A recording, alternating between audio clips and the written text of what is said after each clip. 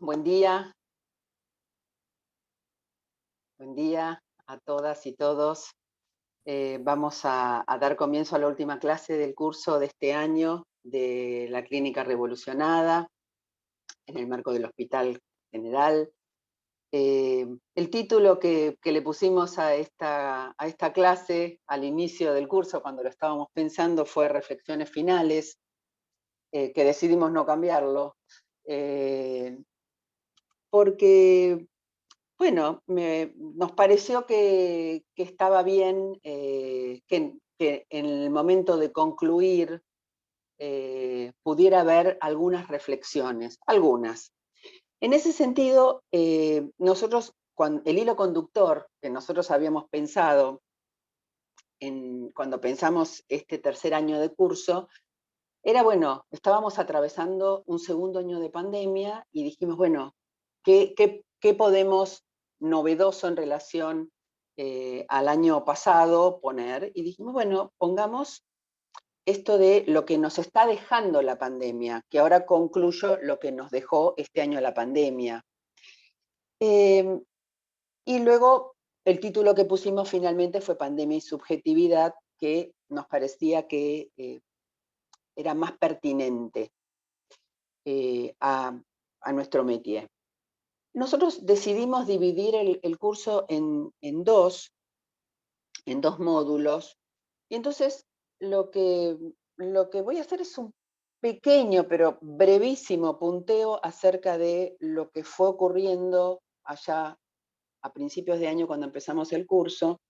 El curso, si recuerdan, estuvieron Lucas Rubinich, Susana Sternbach, Eduardo Smalinski, Luis Migueles, y en la segunda parte, más cercano, Enrique Millán, Débora Tájer, Carolina Jones, Griselda Moreira y Mario Peceni. Sí quiero decir que la diversidad, si bien este año particularmente fue tomado el tema de la diversidad y sobre todo en las cuestiones que tienen que ver con el género, la diversidad es un significante que ha marcado nuestro curso en estos 3 años, porque siempre hemos buscado que dentro del abanico de invitados hubiera invitadas e invitados de diversas instituciones, de diversas especialidades, y me parece que eso nos ha ido enriqueciendo y también enriquece a la discusión y al tratamiento de los temas. Eh, lo, lo que me queda como la frase de Lucas Rubinich, cuando recién estábamos empezando el tema de la pandemia por segundo año, fue esto de lo que él planteaba como una mirada individual versus las miradas más universalistas por el bien de la humanidad, y ponía como ejemplo a Salk, a Sabin, digamos, hoy en día la grieta sería vacunas sin patentes contra vacunas con patentes, y bueno, de todo esto tenemos muchas noticias todos nosotros a nivel mundial, y también el tema del caso Dreyfus que él tomó en un momento, que yo lo reversioné como si esos hoy en día se podría nombrar como fake news, ¿no? O sea, me preguntaba si hoy en día existiría la posibilidad de que alguien como Emil Solá hiciese un alegato en favor de Dreyfus, como lo hizo, buscando la justicia, y si no sería algo que podría pasar también en el siglo XXI, en donde alguien marcara un antes y un después buscando justicia contra los abusos de poder. Después Susana Sternbach planteó algo que me resultó interesante para poder seguir pensando. Ella dijo algo así como que, así como un negativo revela una fotografía en el sentido más técnico de lo que es el revelado de una fotografía, hoy en día para nosotros, o sea, nuestros niños, salvo que estudien fotografía, la foto se saca con el celular y se imprime. Se terminó lo negativo. Pero me pareció interesante tomarlo porque ella tomó como concepto que la pandemia fue revelando lo que estaba negativizado y lo mostró a cielo abierto. Ella en ese momento usaba el presente, yo digo, hoy podemos concluir que lo mostró a cielo abierto. y que mostró y sigue mostrando lo que de los vínculos y los sujetos y el colectivo social ha ido atravesando y los efectos postraumáticos que han quedado, que seguiremos trabajando. Smalinski tomó la idea del colapso, particularmente con relación a la pandemia, y lo tomó como el terror al desmoronamiento en relación a la constitución psíquica. Y tomó a la pandemia como un colapso ambiental, incluyó algo de esto. Migueles, la pregunta con la que comenzó es, bueno, ¿somos o tenemos cuerpo? Para pensar la salud no alcanza con suprimir síntomas. Y también tomó algo que me resultó interesante y lo comparto, que es en esto de los encuentros virtuales, que todavía seguimos teniendo, y acá está la prueba, pero más teniéndolo en cuenta en relación a los analistas y a los tratamientos que conducimos, que de la presencialidad que se configura entre dos cuerpos se transformó en la virtualidad. Y también otra frase que me pareció muy relevante, que es, para seguir el hilo de lo que él planteó, es que el cuerpo puede hablar como parte de la enunciación y no lo que hablamos del cuerpo como enunciado. Con esto terminamos el primer módulo y empezamos el segundo módulo de sexualidad y género, con Enrique Millán. Y bueno, rescato de ahí de toda la cantidad de cosas que él planteó también muy interesantes en relación a que somos atemporales, o no sé cómo fue que dijo, los intelectuales, pero sí empezó hablando de sexualidad y género, y me resultó interesante esto de pensar que en el siglo XXIX lo que era la nerviosidad equivaldría hoy a lo que se llama estrés, y que el objeto A no tiene género y que es central como causa de deseo sexual. La frase de Deborah Tager, la recuerdo, creo que la recordarán todas, con el psicoanálisis solo no alcanza, ya metiéndonos en el siglo XXI, con el psicoanálisis solo no alcanza, sin el psicoanálisis no se puede. Y el siglo XXI cambió la mirada sobre la familia, ¿no? Es algo que ella plantea y que evidentemente es algo que nosotros hemos ido recorriendo. Carolina Jones y Griselda Moreira hicieron un desarrollo muy pormenorizado acerca del concepto de cuerpo, concepto de género, identidad de género. A mí me gustó quiero resaltar una frase de Tubert que ellas tomaron, que me parece que tiene que ver también con algo de lo que va a plantear Carlos, que es que masculinidad y feminidad no son puntos de partida, sino de llegada, ¿no? Planteado por Freud. Y que también plantearon algo en relación a la pubertad y los tiempos lógicos en la adolescencia, los tiempos lógicos de Lacan, el instante de la mirada, tiempo de comprender y momento de concluir. Digo, lo tomo porque, bueno, las reflexiones finales también podrían estar en relación a un tiempo, a un momento de concluir o un tiempo de comprender, y quizá todavía, por más que uno ponga reflexiones finales, no sea un momento de concluir. Y por último, Pechen y la última clase, que la tenemos como todos mucho más recordada, a mí me resultó, bueno, la pregunta de él, la ley del aborto, ¿y ahora qué? Por un lado, algo que va de suyo, ¿no? Pero algo que él dice que me parece importante es que la ley del aborto introduce el reconocimiento de la separación de la sexualidad y la reproducción. Algo que, digamos, la ley marca, ya no es lo que me parece, ¿no? O sea, es como un desprendimiento importante. ¿Y ahora qué? Bueno, con esto de derecho a tener derechos, que parece una frase redundante, pero no lo es, y es bueno, vamos por la eutanasia, vamos por el suicidio asistido, por dónde seguimos, ¿no? ¿Por dónde seguiremos en esto de, bueno, reflexiones finales? Pues yo les decía a Nati y a Carlos que a mí me parecía que el final siempre da lugar a un nuevo inicio, ¿no? Porque final es cuando algo termina y no produce nada. Y justamente lo que me resulta absolutamente interesante es que cada atravesamiento de un módulo, 2 módulos, de un año de trabajo, siempre genera ciertas conclusiones y ciertos nuevos inicios. No retroactivamente lo anterior, pero algo novedoso. Entonces, con esto de derecho a tener derechos, me resultó interesante pensar esta grieta o sea, pensemos esta grieta, ¿no? Para darle ahora lugar después a Nati y a Carlos, y para darle una vuelta a esto de que nos dejó la pandemia, es carné sanitario versus vacunación obligatoria, que también me parece que introduce un montón de cuestiones interesantes para tomar y para seguir pensando. Bueno, dicho esto, como les dije, es un recorte brevísimo y brevísimo como para tener en cuenta un hilo conductor. Bueno, le vamos a dar lugar a Nati y después va a seguir Carlos.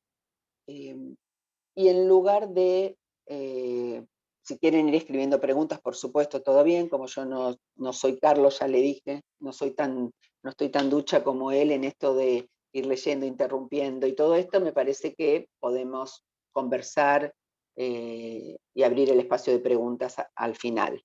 Así que gracias por estar. Le damos el comienzo, le doy la palabra a Nati, que va a seguir ella.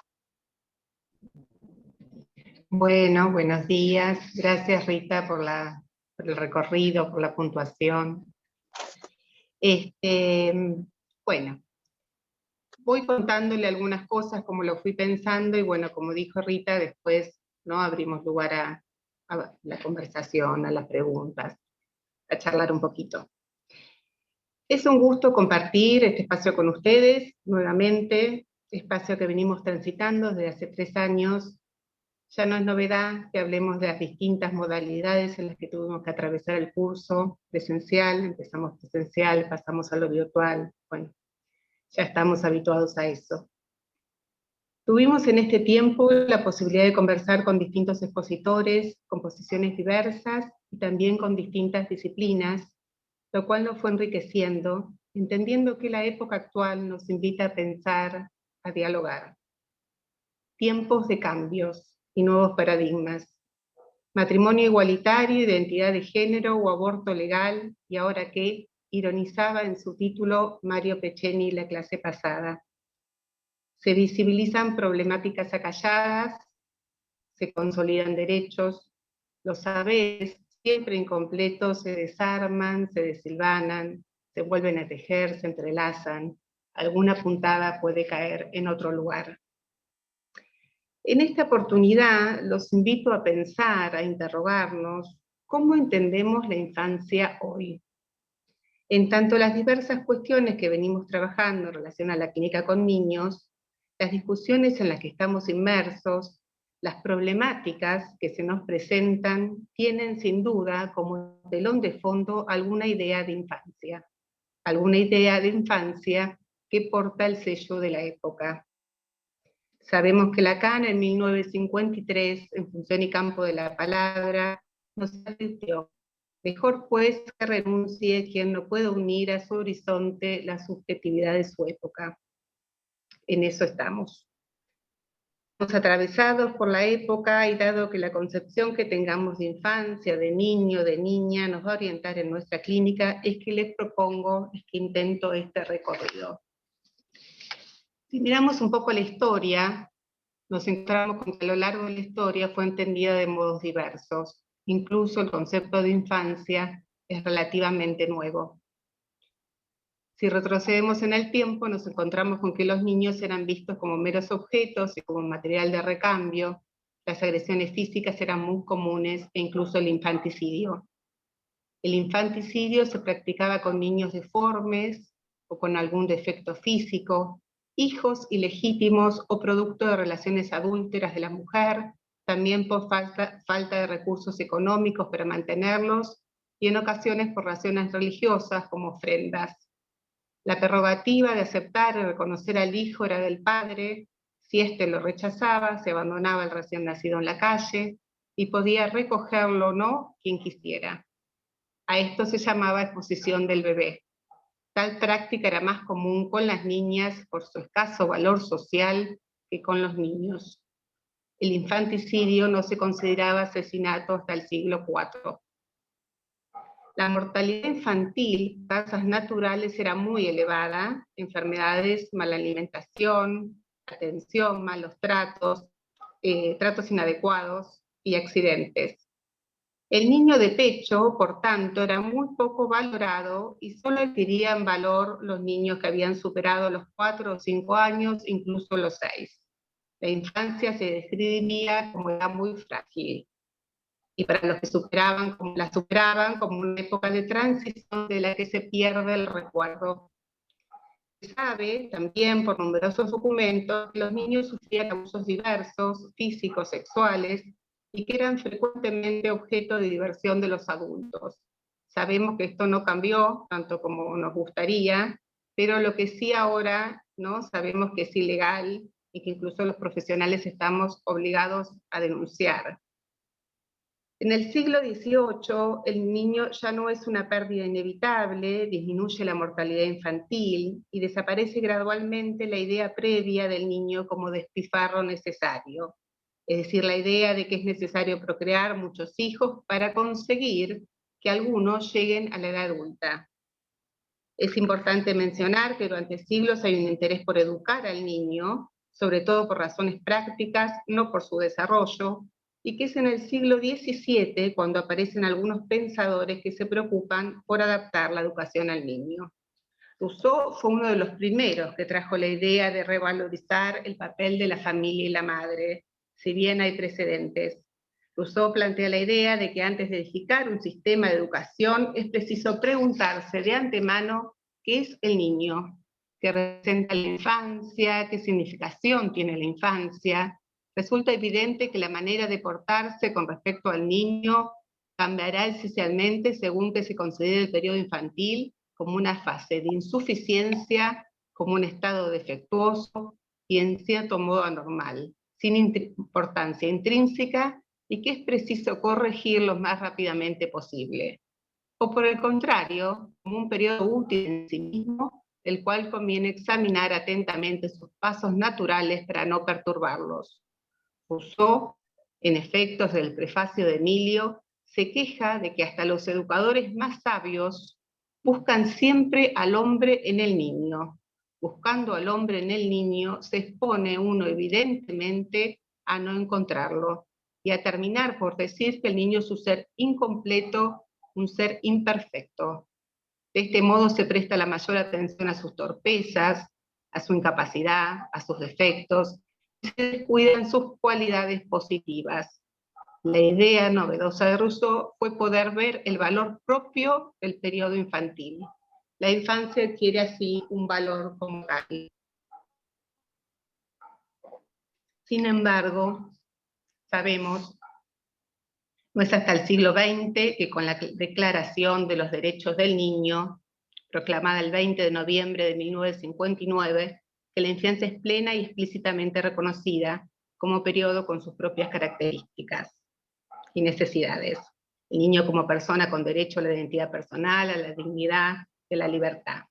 Y más adelante, con la Ley de Protección Integral de los Derechos de Niños, Niñas y Adolescentes, 26.061, sancionada en el año 2005, intenta dar una protección integral de los derechos de las niñas, niños y adolescentes para garantizar el ejercicio y disfrute pleno, efectivo y permanente de aquellos reconocidos en el ordenamiento jurídico nacional y los tratados internacionales, sustentados en el interés superior del niño. Ahora bien, hasta acá es una mirada histórica, social o incluso jurídica que tomamos de otras disciplinas, distintos modos de significar la infancia. Me interesa ubicar los efectos en la clínica y también, por supuesto, cómo pensamos la infancia desde el interior del psicoanálisis. En relación a esto quiero ubicar una idea que comparto y que me pareció de mucha claridad clínica, que trabaja Alba Flessler. Y en esa línea es que lo vengo pensando. Ella ubica que en esta época nos encontramos con padres desorientados.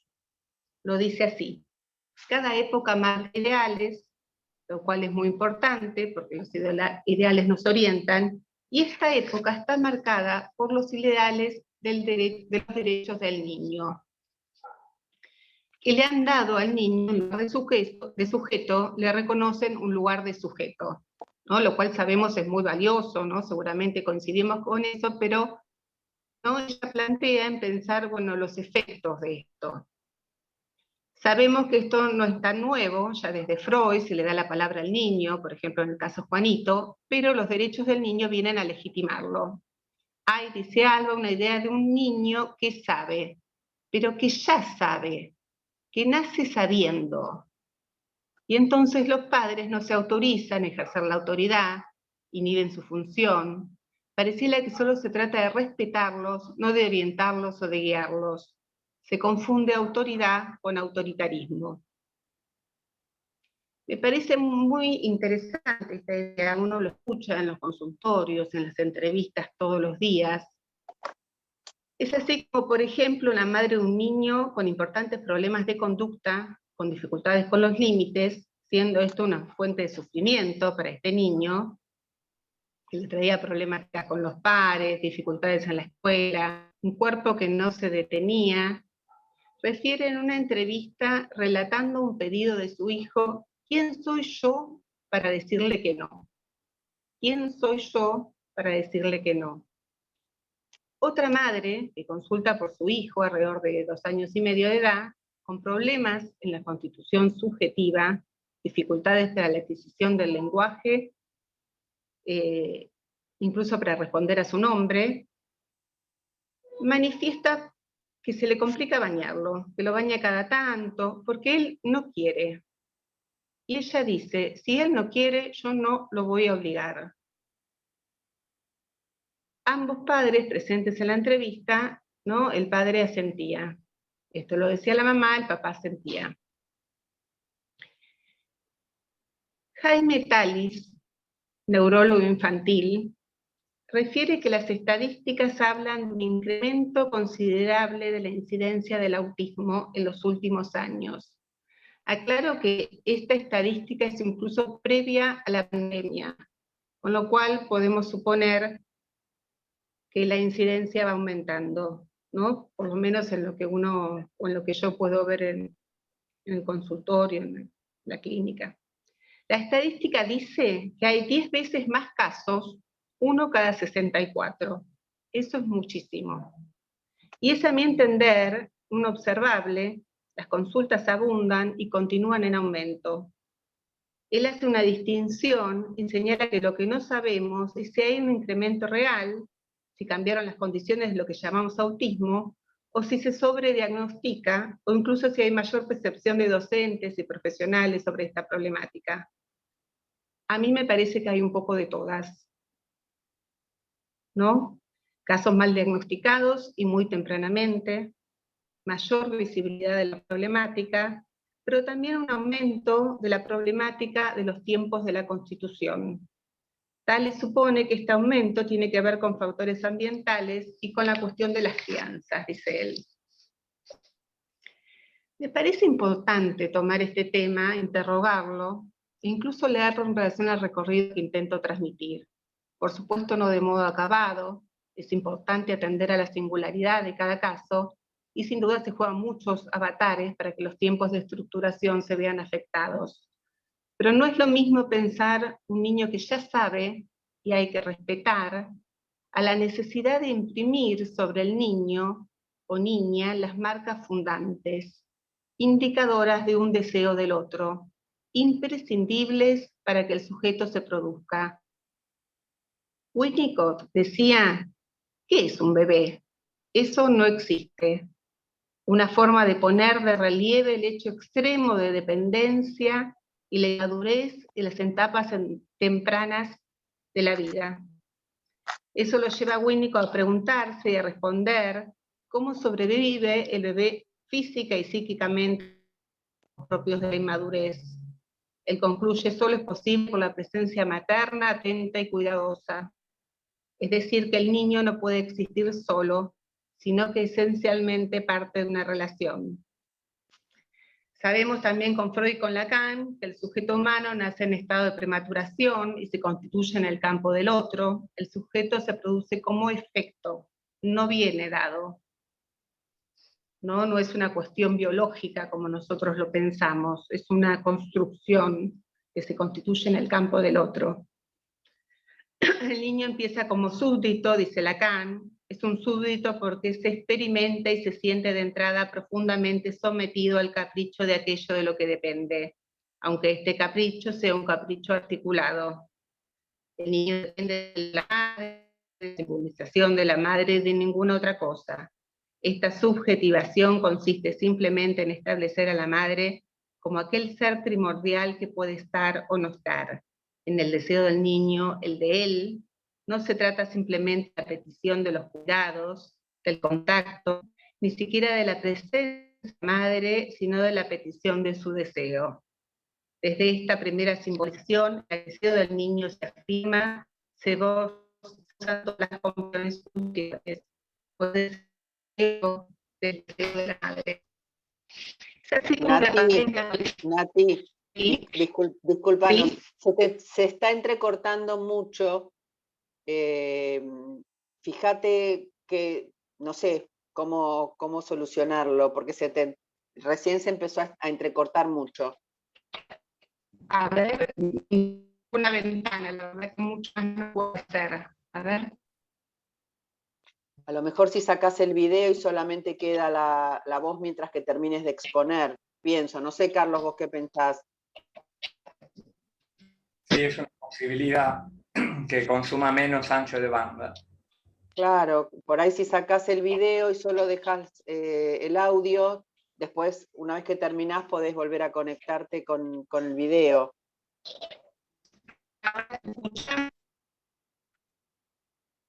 No, se sigue escuchando entrecortado.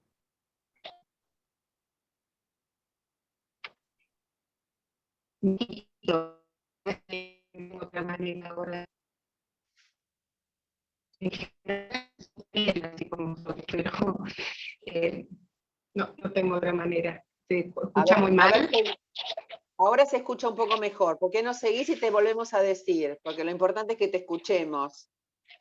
Sí, falta un poquito, a ver si... Por eso, Bueno, contaba que una paciente adolescente en esa línea decía, cuando tenía 9 años, yo lloraba, estaba triste, y mamá me preguntó si me quería suicidar. Yo no sabía, dice ella, a esa edad muy bien qué quería decir eso, pero le dije que sí. Quería saber qué le estaba pasando a ella cuando le decía. Quería ver su cara. Me parece interesante este pequeño recorte porque nos habla de la distancia que un sujeto niño puede tener en relación a su otro. Atendemos niños, niñas, nos dirigimos al sujeto. Si todo anda bien, entre el niño esperado y el niño encontrado habrá diferencias. El niño incomodará al otro. El sujeto se constituye como pérdida, donde el otro no sabe, donde los significantes no dan respuesta, donde la falta del otro hace lugar. Es preciso ubicar, cuando atendemos niños, ¿no? Entiendo que es fundamental preguntarnos qué entendemos, ¿no? Por niño, cómo lo pensamos, y en qué tiempo lógico se encuentra. Bueno, hasta acá, espero que haya escuchado. Bueno, hasta acá un poco lo que quería comentarles y por supuesto abrimos después para la charla. Bueno, gracias Nati. Seguimos con vos, Carlos, entonces, si te parece. Sí, perfecto. Estaba silenciando el micrófono. Bueno, yo para empezar, lo que yo estuve pensando, retomaría del recorrido que hizo Nati sociohistórico, como también hay una se puede leer en clave de género, ¿no? También, sobre todo el tema que ella hace del recorrido sociohistórico, cómo, digamos, las niñas, ¿no? Gozaban de menos derechos que los niños y eran las más, digamos, en lo que cuenta respecto de lo que sucedía hasta el siglo IV, como las más abandonadas eran las niñas, ¿no? Pero bueno, empiezo con mi exposición que la titulé Varones, Masculinidades y Salud. Y empecé con 3 ficciones clínicas o 3 viñetas. Y a la primera le puse, ¿tenés algo que querés usar, forro? Y se trata de Paula, una joven que cuenta que un día organizaron una salida con varios compañeros del trabajo y terminaron en la casa de uno de ellos. Ahí se dio empezar a besarse con un compañero con el que hacía rato que había tensión sexual. Y ella dice, después de los besos me empezó a sacar la ropa y en el momento más caliente le pregunté, ¿tenés un preservativo? La pregunta le cayó como un baldazo de agua fría. Me dijo que no tenía y puso cara de no me jodas. Aunque yo sabía que no tenía riesgo de quedar embarazada porque estoy tomando pastillas, insistí en usarlo para evitar el contagio de cualquier enfermedad. Vos ya sabés que me contagié herpes de mi primer novio. Después de eso decidí usarlo siempre. Y él me dijo con un tono despreocupado que no importaba, que él estaba sano, que no era promiscuo y me preguntó si yo tenía algo que quería usarlo. Eso la verdad me repinchó, así que al final no pasó nada. Tal vez le tendría que haber preguntado antes, pero no da. De alguna forma es como decirle, ya vamos a tener sexo. Paula ya tenía una experiencia previa en cuanto a haberse infectado con herpes y el padecimiento que le había implicado. Y tenía claro que no iba a ceder en cuanto a su decisión de tener sexo protegido. Y cuáles son para ella las condiciones mínimas para estar con alguien. Pero bueno, no sucede del mismo modo en todas las jóvenes, ni todos los jóvenes. La segunda,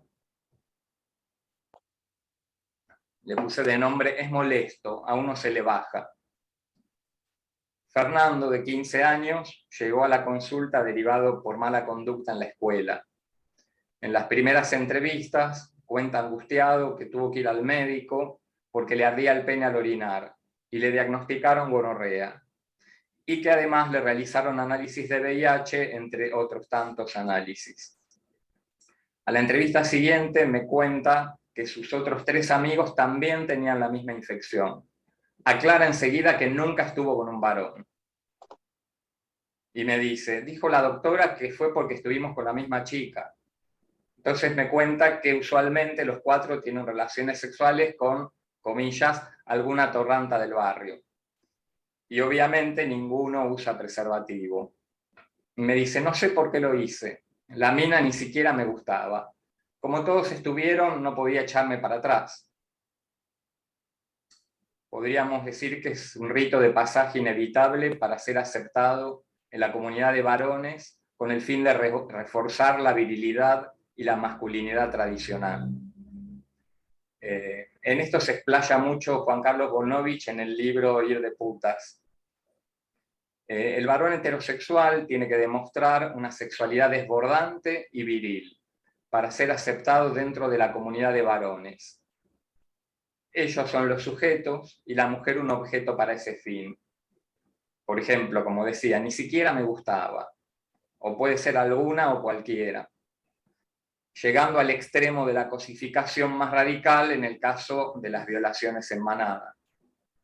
En cuanto al uso del preservativo, menciona que aprendió a usarlo en la escuela, pero que la verdad nunca lo usa. Es molesto, a uno se le baja. Yo le pregunto, ¿cómo sabes que se te baja si me decís que no lo usás? Me dice, bueno, lo dicen todos, te pones una goma en vez de sentir la piel. Y después más adelante agrega, bueno, en realidad intenté usarlo un par de veces, pero hasta que lo abrí y vi cómo se ponía, se me bajó. Probé desde que la doctora me dijo que tenía que usarlo y no hay caso, se me baja. Ya fue. Voy con la tercera y última viñeta, que la titulé Ojo con el rosa. Esta escena transcurre en la calle, en una vidriera de un negocio de la avenida Corrientes, pleno centro de la capital federal. Un joven de unos 21 años le dice muy expresivo a un hombre de unos 50, que parece ser su jefe, qué llamativo ese color. A lo que el cincuentón le responde, ¿te gusta ese color? Ojo, me parece que vos sos medio rarito. A lo que el joven contesta, pero así rápidamente, no dije que me gustara, dije que era llamativo. Ah, bueno, cuidado, porque ese color no es de hombres. Bueno. Esta anécdota, que seguramente muchas y muchos de nosotros la habremos escuchado o vivido en carne propia en algún momento, debo reconocer que en la actualidad me sorprendió un poco, porque a veces pensamos que hay muchos cambios que están sucediéndose en cuanto a la aceptación de la diversidad y varones más sensibles y menos rígidos, pero algunas representaciones e imaginarios sociales van cambiando y al mismo tiempo conviven con otros más arcaicos, o sea, al modo de capas geológicas. Quiero decir, que algo que parecía superado permanece agazapado y repentinamente brota.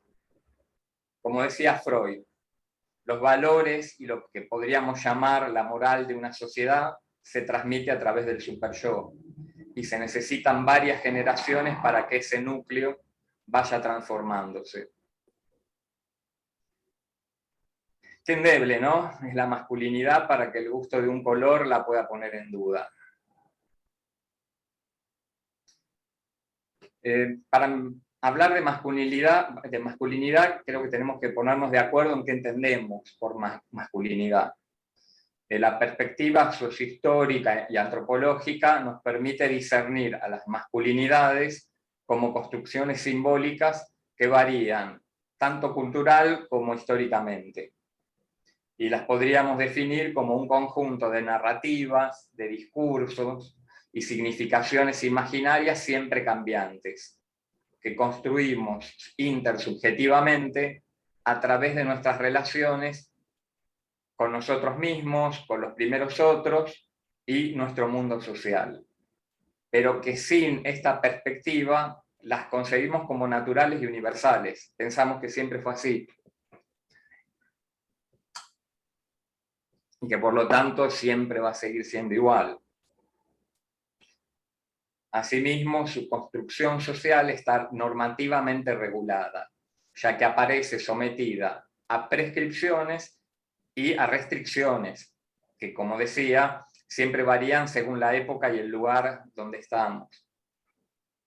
A partir del instante en que se determina si somos varón o mujer, recibimos un trato diferenciado conforme a dicha designación. Se nos marcan desde la infancia las características sociales y culturales de lo masculino y de lo femenino. Con ello se nos prepara para que ejerzamos los roles de género que la sociedad, y también nuestros primeros significativos, espera de cada quien. Enrique Carpintero apunta que si bien el concepto de género es indisociable de la sexualidad, metapsicológicamente corresponde al dominio de la estructura del yo. Es decir, que la diferencia entre masculinidad y feminidad se rige por un proceso complejo de identificaciones primarias y secundarias. En este sentido, ser un hombre está enraizado en la trama básica del yo. En cambio, por ejemplo, ser todo un hombre, o un hombre de verdad, corresponde al ideal del yo. Hay un investigador que se llama Ariel Sánchez, que escribió un artículo que se llama Marcar la cancha. Para esa investigación, él entrevista a varones de entre 30 y 35 años y transcribe un párrafo de una entrevista a uno de los varones de ese grupo, que habla del grupo de amigos de su adolescencia y de la importancia que tuvieron en su vida. Este entrevistado cuenta, los amigos de la adolescencia son tipos con los que te vas marcando la cancha, como para ser hombre. ¿Cómo ser hombre, digamos? Eso es muy importante. Y Sánchez aclara, la palabra marcar en el lenguaje de las prácticas deportivas, sobre todo en el fútbol, alude a seguir a alguien, a controlarlo, a no perderlo de vista.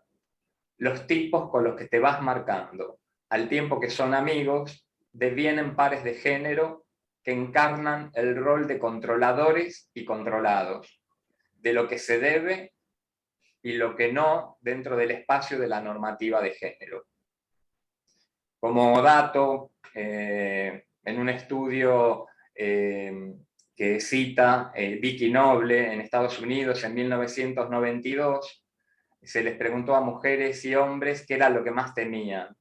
Mientras las mujeres respondieron que a ser violadas y asesinadas, los varones contestaron que lo que más les asustaba era ser motivo de risa.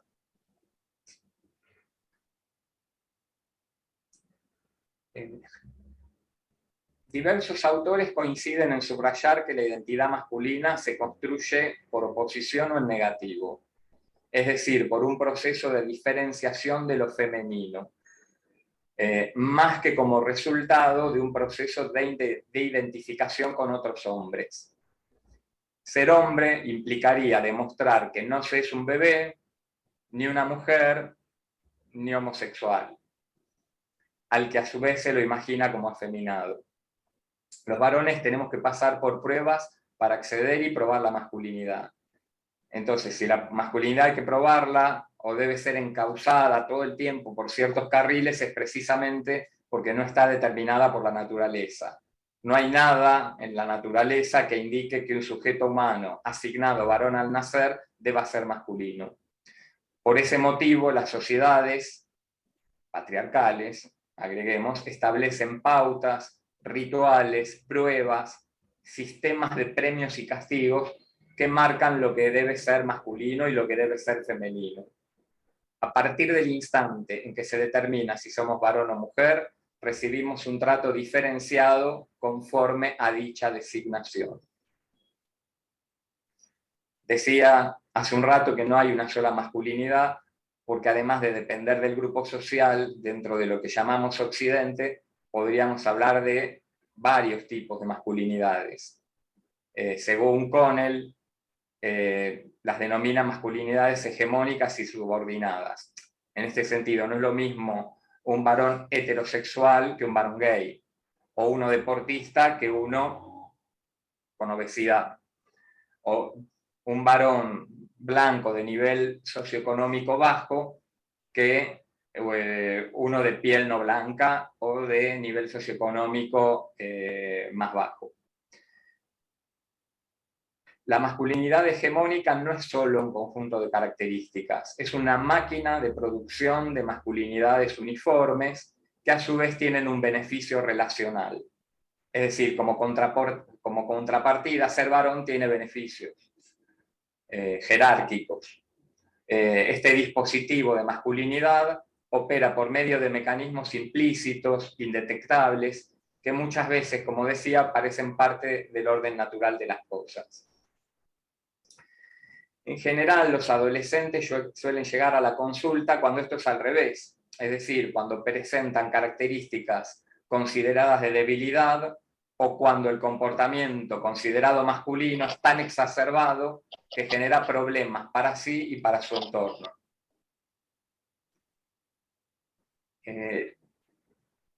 Podemos decir que la construcción de esta masculinidad está directamente vinculada con la adopción de prácticas temerarias, de exposición a situaciones de riesgo, por ejemplo, en el caso de la sexualidad y de los ejemplos que comenté al principio, rechazando el uso de preservativo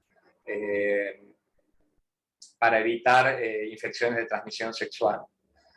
También en el consumo excesivo de alcohol, que suele facilitar comportamientos de riesgo, como por ejemplo manejar alcoholizado. La normativa de género actual aún sigue prescribiendo que los varones deben cumplir o debemos cumplir con un rol de proveedor económico y social, siendo sancionado cuando no podemos o no queremos cumplir con dicho rol. Esto genera a su vez perfiles epidemiológicos específicos por sobrecarga laboral.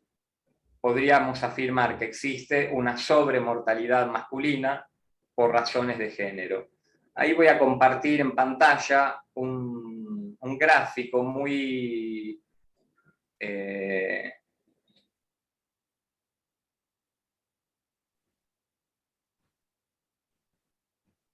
a ver un segundo, que comparto pantalla.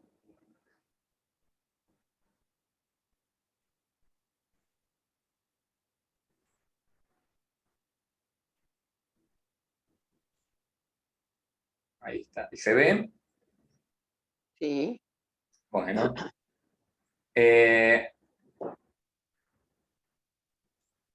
A ver. Bueno, ahí en el gráfico se ve diferenciadamente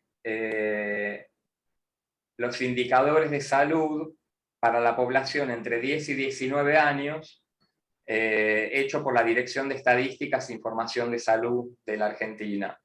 Ahí se ve muy visualmente, ahora voy a pasar a un gráfico con barras, que se visualiza mejor el total de defunciones por causas externas en varones y en mujeres. En accidentes, en suicidios, en agresiones y en eventos de intención no determinada. Ahí vemos cómo hay una sobremortalidad masculina por razones de género. Y se da fundamentalmente en dos sectores etarios. El primero, de los 15 a los 24, y sus causas son los accidentes, los suicidios e incidentes de violencia. El segundo segmento etario es de los 35 a los 54, y la causa está constituida fundamentalmente por enfermedades cardiovasculares. Ambas causas son efectos de los modelos de masculinidad en la vida y en la salud de los varones. Por otro lado, las expectativas relativas a su rol social, es decir, no quejarse de los dolores, por ejemplo, inhibe la capacidad de registro de sus propios malestares, lo cual tiene efectos nefastos en la detección precoz de enfermedad. Por otra parte, la sobrevida de las mujeres se suele dar con gran carga de discapacidad y en peores condiciones socioeconómicas por el aumento de la pobreza femenina. Este es otro de la OPS, distribución porcentual de la mortalidad entre hombres y mujeres según causas seleccionadas que afectan mayormente a los hombres. Ahí ven, homicidios, o sea, el azul más oscuro corresponde a varones y el celeste a mujeres, ¿no? Accidentes viales, cirrosis de hígado, suicidios, VIH-Sida, consumo de drogas, consumo de alcohol, ahogamientos, exposición a fuerzas mecánicas.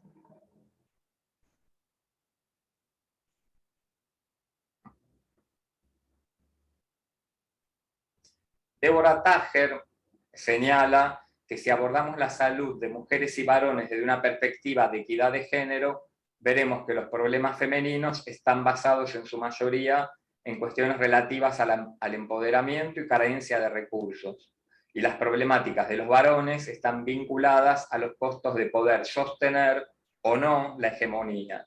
En este sentido, son cuestiones más encadenadas a los excesos y a la exposición de riesgo. Bueno, ahí en los gráficos quedó clarísimo, ¿no?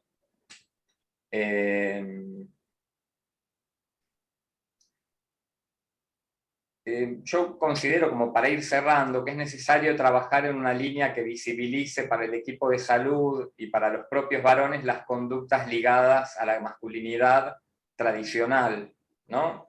Que generan problemáticas en el proceso salud, enfermedad, atención.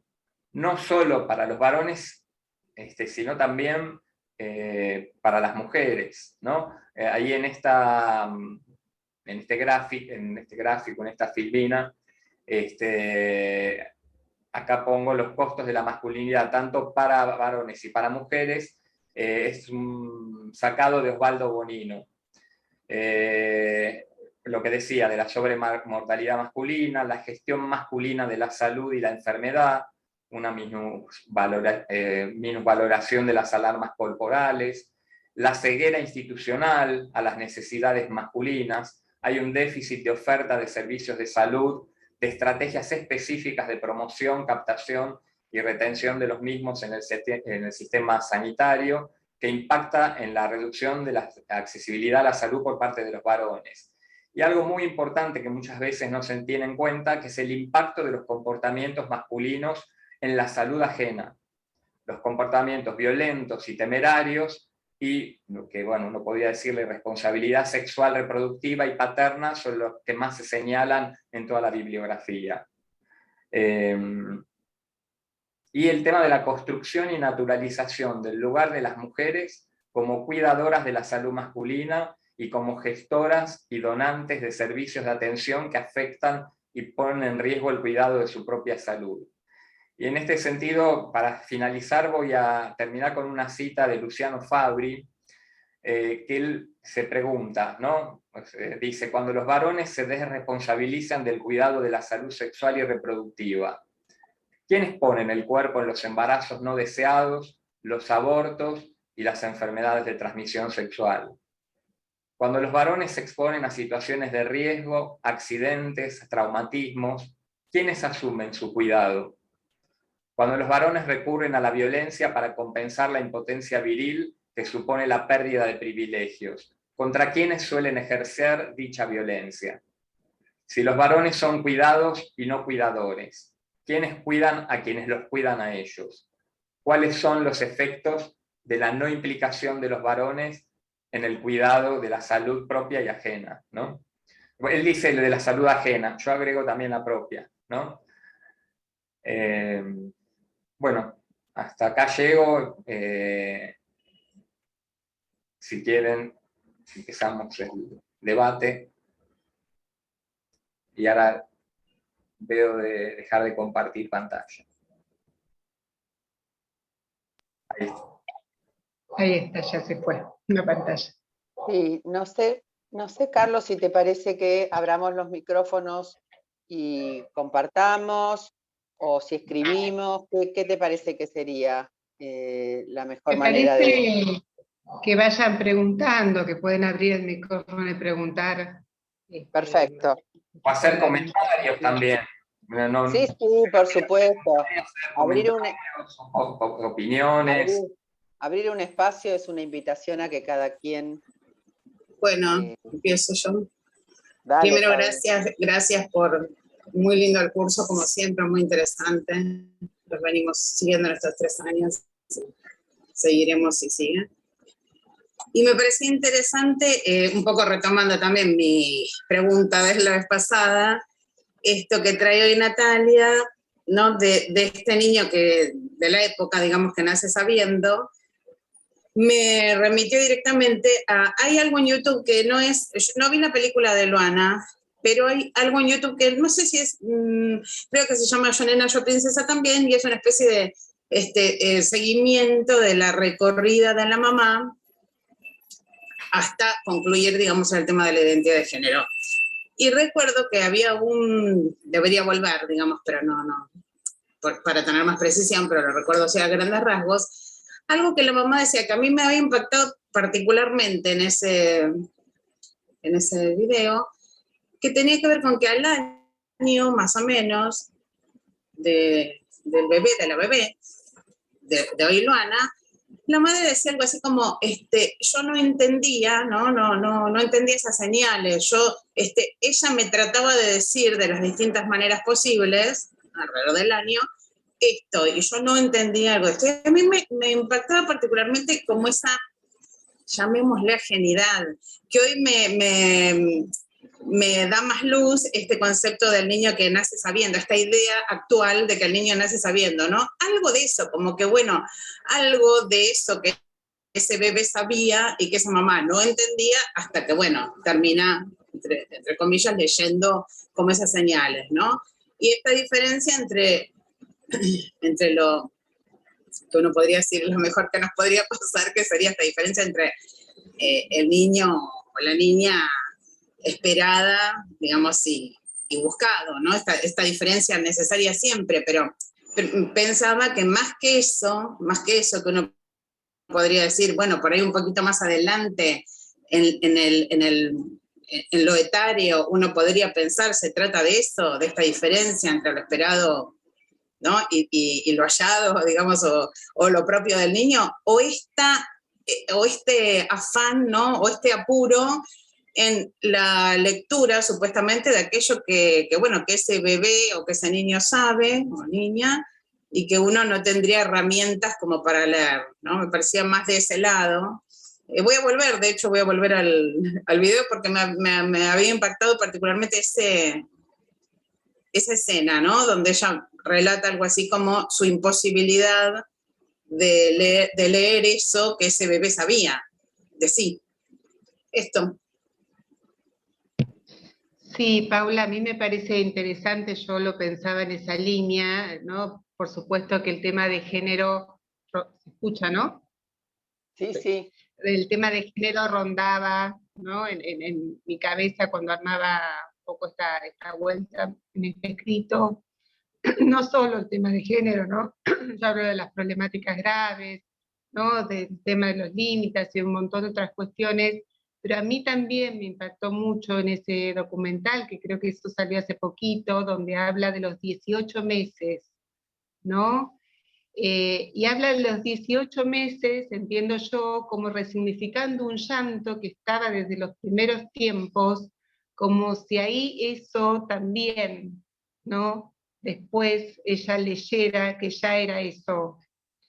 Yo leí el libro hace bastante, tampoco lo tengo tan presente y la película no la vi, y bueno, desde Joana podemos saber, no es nuestra paciente por estos relatos que nos permiten, ¿no? Pero sí me parece que esta idea de, bueno, ya a los 18 meses ya sabía, ¿no? Se trataba de descifrar algo como si el adulto, como si el otro de ese niño no tuviese nada que ver. Y ahí me parece que se confunden conceptos, ¿no? Me parece que hay como alguna respuesta que se da o que se piensa en relación a alguna culpabilización, ¿no? Ya Dolto hablaba de no culpabilizar a las madres, lo que sí, ¿no? En nuestra clínica no podemos dejar de hacer, que es ver qué implicación tienen, ¿no? Cuál es la responsabilidad en eso, que no puede ser de otra manera, no es que esté mal, que esté bien, cada padre tiene sus propias marcas, y eso transmite, pero bueno, no es sin eso, ¿no? Si no estamos pensando algo que ya viene dado como si fuese natural, innato, biológico. Esto. Pero cuando yo leí esto de Alba Flesler, a mí me pareció, porque la verdad que lo venía pensando, lo venía escuchando, pero me pareció que le puso las letras, las palabras que a lo mejor me terminaron de armar una idea que yo escucho todo el tiempo en la clínica. Yo pensaba esto que venimos conversando, el niño que sabe, y por ahí lo que siempre hablamos en relación a una posición, o la posición de la madre de decodificar, ¿no? Si podemos establecer alguna diferencia entre una madre que decodifica ciertas necesidades y una madre que dice que el niño ya todo lo sabe, todo lo trae, donde tampoco hay algo a decodificar, digamos. Me parece que es interesante pensar ahí una diferencia, porque ahí sí hay algo del adulto que decodifica, ¿no? Cuando el niño ya todo lo sabe, ya está todo dado también. Pensaba por ahí alguna sutileza en relación a eso. Me vino una frase que creo que dijo Susana en el encuentro, en la clase, creo que era algo así, como padres desorientados, niños desamparados. Me evocó esto que vos dijiste de Alba, me evocó esto, ¿no? Y obviamente que ¿dónde dejamos la demanda si hablamos de que el niño sabe, y hablamos, o sea, la demanda queda tácita, en esto de decodificar lo que el niño ya sabe. O sea, me resulta muy complicado poder pensarlo así sin, digamos, sin tener en cuenta que mientras que el niño no habla, no hay recuerdo, no hay pensamiento interiorizado, no hay recuerdos. O sea, ¿cómo podríamos decir que un bebé sabe algo si no está mediatizado por la demanda de la madre? No sé, a la manera de, ay, tenés los pies fríos, me estás diciendo que tenés como si le supusiésemos a un niño que nos hablase a través del cuerpo, ¿no? Que efectivamente uno escucha a las madres de bebés chiquitos y sin pensar que son psicóticas, decimos, ay, sí, le duele la panza, o ahora tiene un pedito atravesado, ahora, y efectivamente pareciera que el niño le estuviese dando señales de lo que tiene que ver con lo que serían las necesidades básicas, que es como mucho más fácil de leer.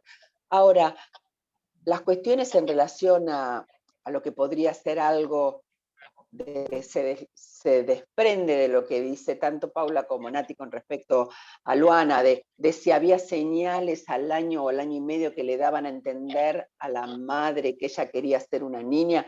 Eso me resulta como de ciencia ficción. A mí, hoy en día, me sigue resultando como de ciencia ficción, porque si no veo la cuestión si no trabajo la cuestión fantasmática de los padres en relación a esa niña o ese niño, me queda como muy corto eso, como poco.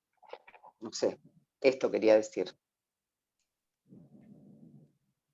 Sí, yo querría decir algo en función de lo que acabas de decir. Me parece importantísimo esto de la fantasmática de los padres. ¿Qué deseos hay en ese hijo? Las identificaciones, las desidentificaciones.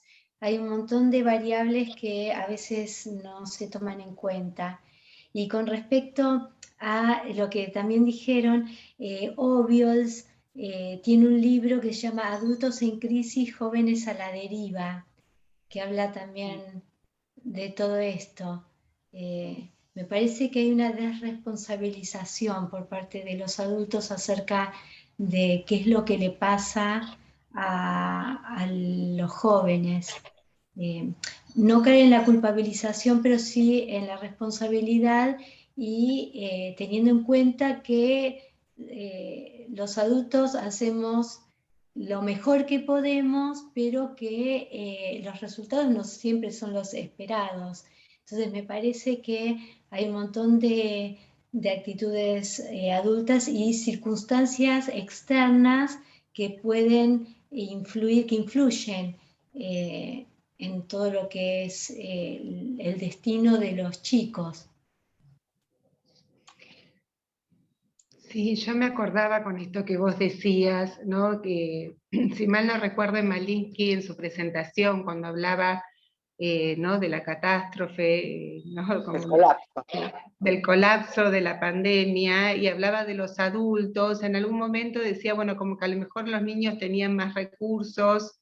Yo pensaba, y de hecho algún comentario, bueno, algún intercambio, ¿no? Lo pensamos en ese momento con Smalinski también, bueno, ¿cómo los niños pueden pasar la pandemia si los padres están colapsados? ¿Cómo pueden pasar bien la pandemia cuando hay, ¿no? Y a lo mejor no quedaba otra que esos padres estén colapsados, no es que estamos señalando, ¿no? Culpabilizando, ¿no? Que tiene que ser de otro modo. Pero bueno, hay ahí consecuencias, ¿no? Si un padre está colapsado, o a veces no es eso, a veces son cosas más sencillas, ¿no? Porque los padres, bueno, son neuróticos, en el mejor de los casos, podríamos pensar, tienen sus propias historias, les pasan cosas que ni ellos saben, ¿no? Nosotros nos dirigimos al sujeto del inconsciente, no se trata de algo que se haga a propósito, ¿no? Sino de lo que les sucede aún sin haberse enterado a veces, ¿no? De cosas que se les juegan con un niño y no con otro, ¿no? Y en ese terreno es donde nos vamos metiendo.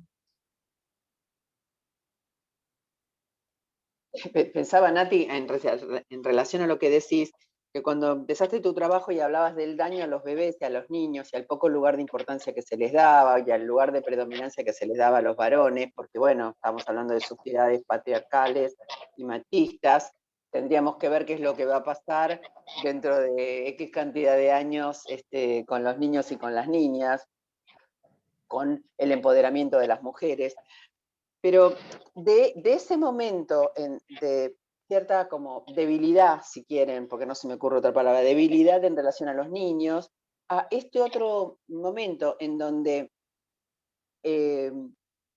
el apego, si no le das la teta hasta determinada edad, si no duermen al lado tuyo, porque bueno, después entonces van a tener conflictos y van a tener temores nocturnos. Dicho por los mismos jóvenes que te lo cuentan en el consultorio. Sí, el pediatra me dijo que la bebé o el bebé tiene que dormir al lado nuestro, en la cunita, el apego, y bueno, y de a poco el desapego. Digamos, cosas que han ido cambiando a lo largo de los años, y que han puesto desde ese lugar de hostigamiento, como decías vos, no sé, en el siglo V, a los bebés, a este otro momento en el siglo XXI, me parece que, bueno, nosotros vamos como haciendo un revisionismo sobre el momento de lo que va atravesando y vamos recibiendo en la clínica esto, y por suerte vamos pudiendo compartir con colegas y pensar, porque, digamos, es cierto que es, no sé, es tan llamativo todo que, Carlos, yo por ejemplo me quedé pensando en el ejemplo que vos traes de Paula, me quedé pensando en los tres, pero bueno, en el de Paula particularmente, porque ella dice, y cito textual porque lo tomé, me empezó a sacar la ropa. Y yo digo, ¿siglo XXI una chica joven dice me empezó a sacar la ropa? ¿O dice nos empezamos a sacar la ropa, nos desnudamos? No se quiso poner el preservativo que yo tenía en la cartera, digamos, porque ¿por qué esperar que el hombre proveedor va a venir? O sea, si vos como mujer querés que sea una relación sexual cuidada con un preservativo, lo tenés que aportar vos, no esperar a que el otro lo aporte, ¿no? Pero entonces, digamos, me pasa esto, me pasa en relación a Fernando, en tu material, esta cuestión de enseguida aclara que no estuve con un varón, como si la gonorrea fuese una cosa del qué sé yo, de la época de las brujas, un castigo divino más o menos por haber hecho una transgresión terrible, y que la sanción en todo caso hubiese quedado del lado de este pibe, de estar con un varón, ¿no? De cogerse entre varios a una piba, que ni siquiera tenía ganas, ¿no? Solo por demostrarse la virilidad. Bueno, y claro, y ni que hablar del caso del ojo con el rosa, que me parece como ancestral, no sé, hoy en día me parece que no lo estaríamos escuchando en Capital, no digo en el resto del interior porque desconozco, pero en Capital es como algo... En Capital. Claro, bueno, por eso mismo digo que me parece que la deconstrucción, bueno, nada, te lo digo para a ver si... Me parece interesante... Sí. Dale, Nati, y después yo comento. No, en esa línea me parece interesante lo que comenta Rita y tu presentación, porque digo, me parece que uno cree, ¿no? Incluso en Capital, ¿no? Seguramente hay una diferencia con otros lugares o en el interior, pero que incluso en Capital a lo mejor no es tanto, ¿no? Lo que se deconstruyó como lo que uno, ¿no? Como los discursos dicen, ¿no? Como que todavía hay cosas muy arraigadas que permanecen, ¿no? Un poco me parece que es lo que vos traés, y uno también escucha eso, ¿no? Quizás menos con los jóvenes, quizás menos, sí, en algunos lugares, pero hay cosas que permanecen, ¿no? Uno escucha a veces a jóvenes homosexuales, uno dice, bueno, a lo mejor en esta época no pasa nada, y sin embargo hablan, ¿no? De todo un trabajo que tuvieron que hacer para poder aceptarse, para poder contar, ¿no? Como que a veces no es tanto, no se avanzó tanto, si bien se avanzó un montón, pero como los discursos o se supone, ¿no? En la época. Sí, una cosa son los discursos a nivel de la conciencia y otra lo que viene a nivel del super yo, ¿no? Que para mí eso es la trama que tarda en cambiar y que nos va a llevar varias generaciones, pero eso no quita de que la tengamos, que apostemos a seguir trabajándolo para que vaya cambiando, ¿no? El tema de lo que dice el chico en relación a no estuve con varones, porque lo que queda es, si los amigos tenían lo mismo, a ver si él no estuvo con los amigos, digamos, ¿no? Él no quería que me equivocara en relación a eso. Pero respecto incluso de lo que se hablaba anteriormente, a mí lo que me queda siempre picando, yo no trabajé muy poquito con niños, pero sí, bueno, trabajo con adolescentes, y lo que recibo mucho es el tema de poder, y que lo hablamos en alguna de las clases anteriores, que es el poder alojar el sufrimiento, ¿no? Y uno lo que llega a venir a la consulta, por ejemplo, en relación a identidad de género, orientación sexual, es mucho sufrimiento por parte del chico o chica en cuestión, ¿no? Que viene a consultar, y donde uno tiene que hacer un laburo, digamos, de hormiga con padres y madres respecto de esta sanción que hay, ¿no? Negativa respecto de una orientación sexual o una identidad de género que es no es la hegemónica, digamos, ¿no? La no esperada. Y por eso también hemos pensado el dispositivo para trabajar con padres y madres. Entonces, es no forzar, digamos, una supuesta identidad de género, pero tampoco forzar hacia el otro lado, digamos, ¿no? En el sentido de que uno escucha que hay mucho sufrimiento respecto de que si te designaron varón, tenés que ser varoncito, digamos. Y lo mismo, las mujeres, si muestran alguna cuestión no relativa a su género, hay una sanción muy grande por parte de la familia, ¿no? Y el hecho de poder nosotros alojar ese sufrimiento y trabajar con eso, tanto con quienes consultan como que a veces no consultan, que son padres y madres, ¿no? Y que son traídos justamente por estos chicos o chicas. Sí, me parece importantísimo porque, bueno, la verdad que como analistas lo que nos compete es esto, ¿no? Alojar el sufrimiento, porque también me parece que hay algunas posturas donde como que nos ubican, dicen los psicólogos, ¿no? Pero hay como alguna idea de que Bueno, se le cayó el... Se cayó el sistema de ella. Bueno, va a poder... Yo quería, bueno, por un lado agradecerles todo el año, la verdad fue súper interesante, muy, bueno, muy rico todos los expositores, me parece en un contexto que, bueno, nada, ahora estamos distintos a cuando arrancamos, pero la verdad que fue sumamente de una apertura de cabeza, yo sentía, ¿no? las distintas miradas profesionales que ustedes convocaron, así que agradecerles.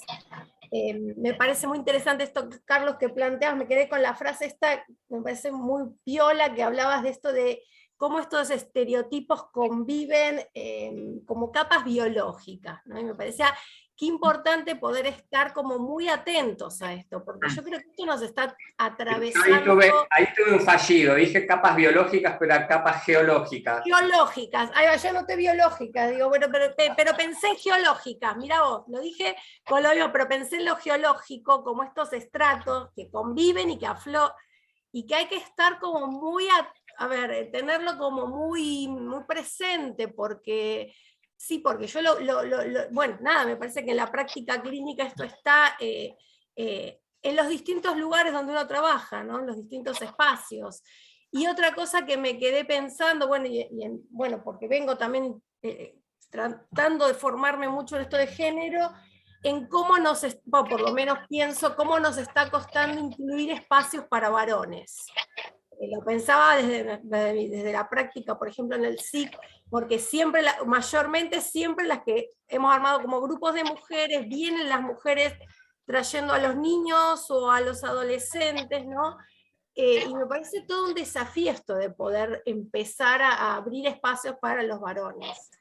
Me parece muy interesante esto que planteas, me parece un desafío, cómo convocarlos, cómo...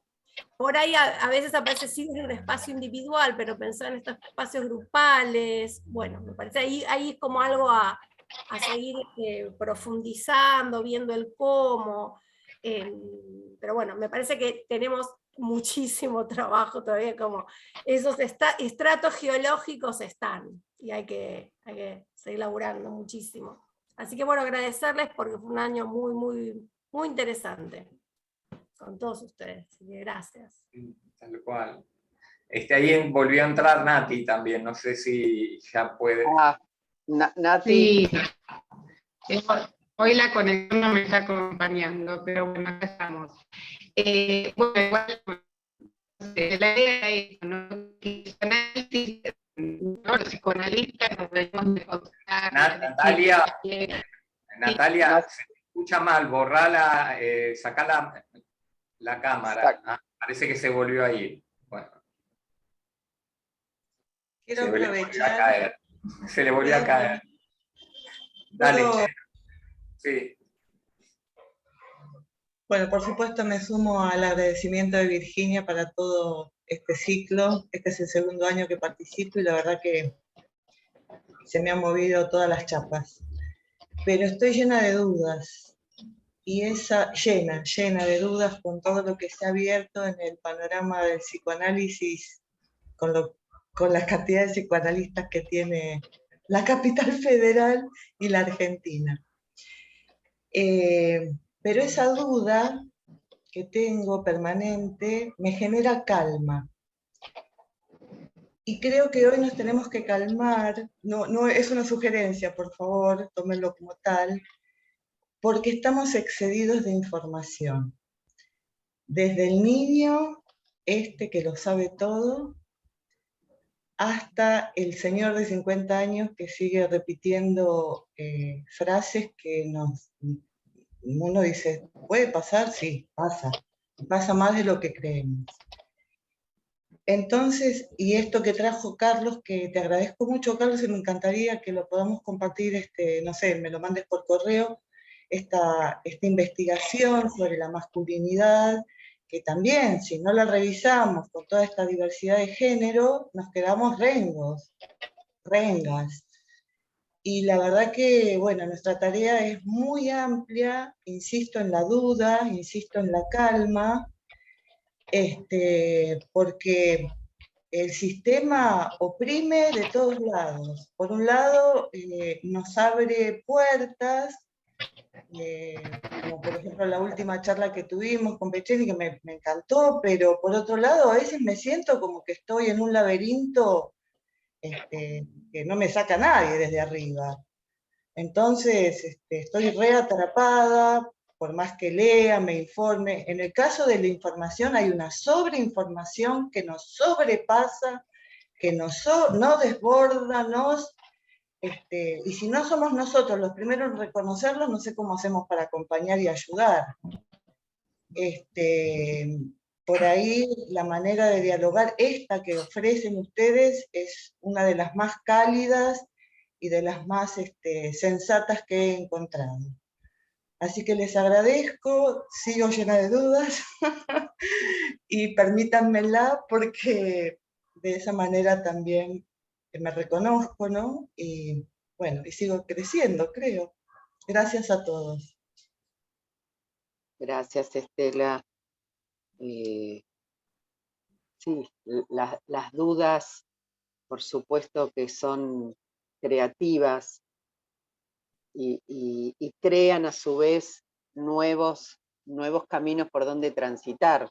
Por eso me parece que las cosas no son nunca finales, ¿no? Salvo que uno se salga de la escena y no quiera estar más en eso, pero mientras que uno está en la escena, y hay que bailar, ¿no? Y entonces me parece que creativamente poder compartir con otras y con otros las dudas que uno tiene, aquello que no comprende, aquello que nos sobrepasa, para lo que las cosas para las cuales no tenemos respuesta, porque nosotros estamos más de ese lado que del lado de la certeza. El día que estemos del lado de la certeza, no sé, nos caímos nos caímos, ya está. Pero bueno, es difícil en un mundo en el que globalizado, en el que pareciera que se sabe todo, tener dudas.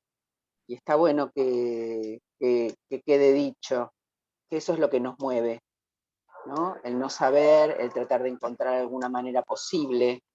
Sí, las dudas y lo posible, diría yo.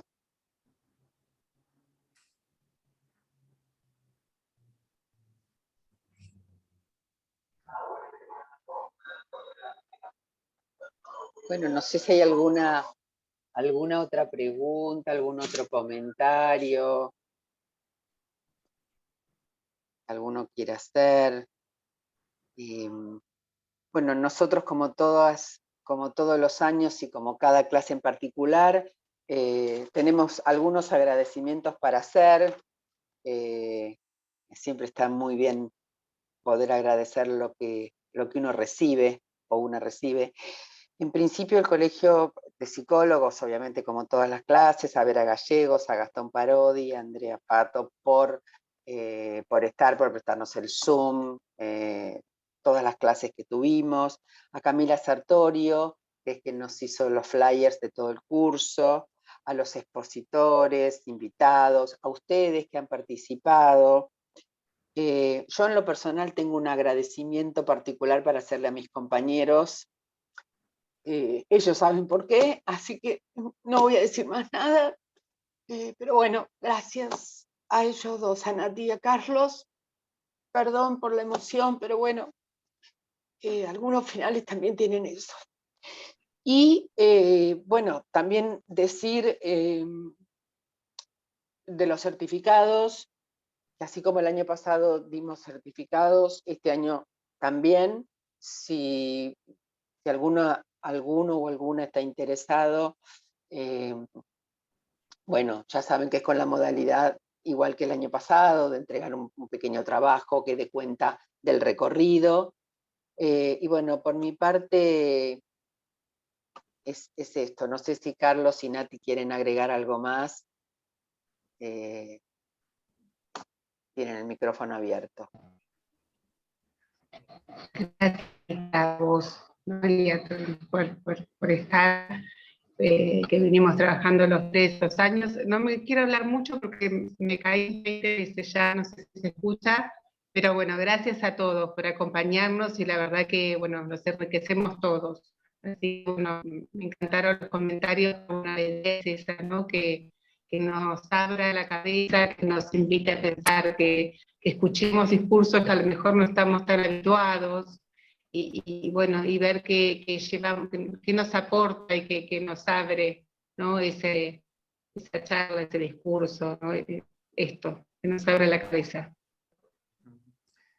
Sí, yo quiero, bueno, obviamente agradecer a quienes han participado del curso, a todos, a todas, a muchos que sé que lo siguen, que lo van a ver después, porque después nos llegan comentarios, mucha gente que no puede participar del Zoom, pero lo ve en YouTube o en Facebook. Y sí, al equipo y a mis compañeras de organización del curso, que tenemos mucha libertad en proponer, en lo que queremos, digamos, que suceda en el curso, ¿no? Este tema de la diversidad y de la variedad y de diferentes perspectivas teóricas e incluso diría ideológicas, ¿no? Así que, bueno, gracias a mis compañeras y bueno, y los agradecimientos que dijo Rita los suscribimos los tres, ¿no? Sí, por supuesto. Bueno, será hasta el año que viene. Hasta el año que viene. En bueno, marzo haremos el 4º año. Ya estará llegando la información, ¿no?, de cómo seguiremos, y bueno, muchas gracias por acompañarnos, buenas vacaciones, buenas fiestas, y nos estaremos encontrando. Sí. Un aplauso. Felicidades a todos. Buen año, gracias. Gracias. Adiós, gracias. muchas gracias. Muy bien, muchos saludos.